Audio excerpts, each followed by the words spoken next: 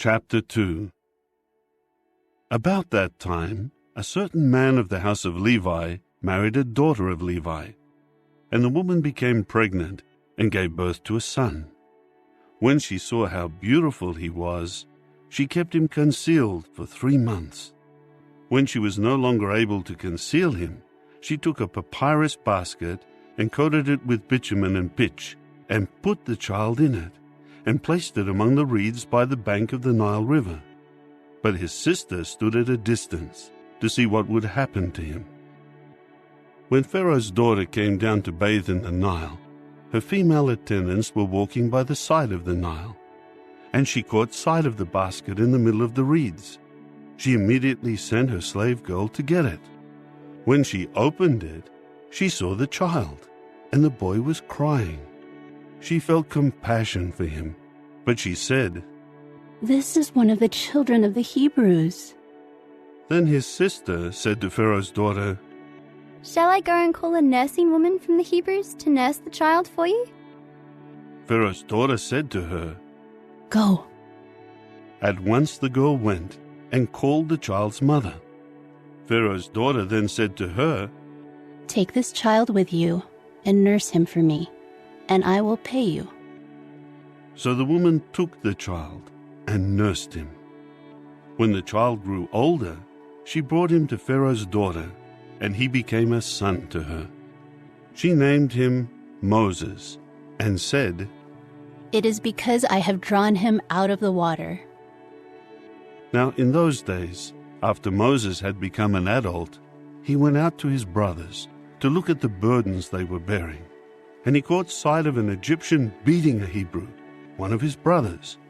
So he looked this way and that, and seeing no one, he killed the Egyptian and hid him in the sand.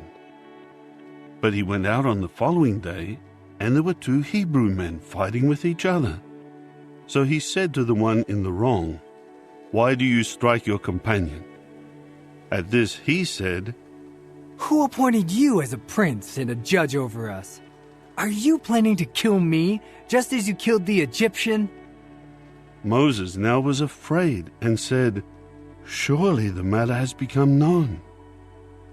Then Pharaoh heard about it, and he attempted to kill Moses. But Moses ran away from Pharaoh and went to dwell in the land of Midian, and he sat down by a well. Now the priest of Midian had 7 daughters, and these came to draw water and to fill the troughs to water their father's flock. But as usual, the shepherds came and drove them away. At this Moses got up and helped the women and watered their flock.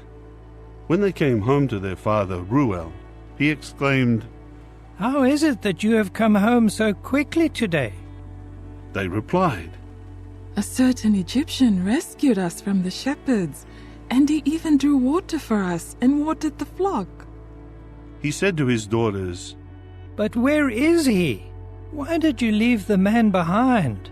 Call him, so that he may eat with us." After that Moses consented to stay with the man, and he gave his daughter Zipporah to Moses in marriage. Later she bore a son, and he named him Gershom, for he said, "I have become a foreign resident in a foreign land."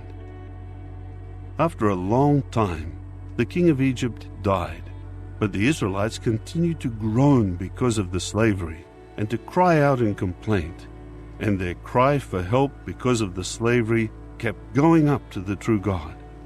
In time God heard their groaning, and God remembered his covenant with Abraham, Isaac, and Jacob. So God looked on the Israelites, and God took notice.